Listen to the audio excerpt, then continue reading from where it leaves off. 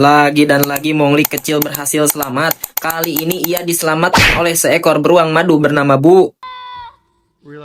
Bu menjelaskan bahwa ia tadi hampir saja menjadi makanan malam seekor ular. Bu pun berkata, "Kamu berhutang budi kepadaku, dan bolehkah aku meminta sedikit bantuan darimu, wahai anak manusia?" Dan ternyata beruang madu ini membantu bukan karena hati nurani, tapi ada niat terselubung. Seperti kata pepatah, ada batu di balik udang. Bu pun mengajak Mongli ke suatu tempat. Sampailah Mongli dan Bu di pinggiran tebing, dan disinilah terungkap batu di balik udang itu.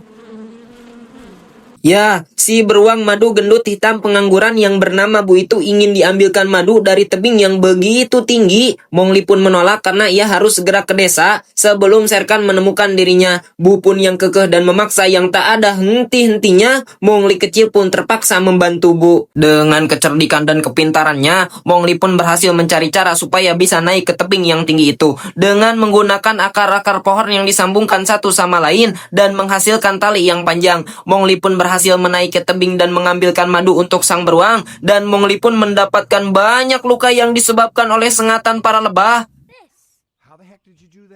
Tupai pun memberikan madu untuk mengobati luka yang ada pada tubuh Mongli. Mongli yang sudah menuntaskan pekerjaannya pun langsung pergi. Tak berselang lama, Bu pun mengejarnya. Bu ingin Mongli hidup bersama Bu, supaya Bu bisa mendapatkan lebih banyak madu. Mongli yang memegang teguh wasiat dari Bagheera pun akan tetap meninggalkan hutan. Bu pun tidak bisa memaksa lagi. Bu pun akhirnya mengantarkan Mongli untuk sampai ke desa para manusia. Sesampainya di perbatasan, Mongli pun ragu untuk pergi ke sana. Bu pun akhirnya memanfaatkan kesempatan tersebut. Ia meyakinkan Mongli untuk menjadi sahabatnya dan hidup bersamanya. Mongli pun yang sudah nyaman terhadap sikap Bu akhirnya luluh dan memutuskan untuk tinggal bersama Bu. Hari-hari pun dilalui dengan begitu bahagia. Dari mulai bekerja sama untuk mengambil madu, Mongli dan Bu pun hidup dengan begitu bahagia. Mongli dan Bu pun sekarang sudah resmi menjadi sahabat. Ketika Mongli dan Bu sedang asik-asik bermain air, namun tiba-tiba